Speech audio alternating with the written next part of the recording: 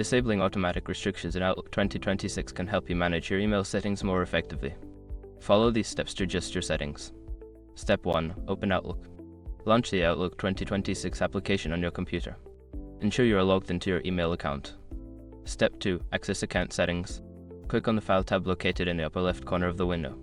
From the menu, select Account Settings, then choose Account Settings again from the drop-down. Step 3. Modify security settings. In the Account Settings window, navigate to the Security tab. Here, you will find various options related to security and restrictions. Step 4. Adjust automatic download settings. Look for the Automatic Download section.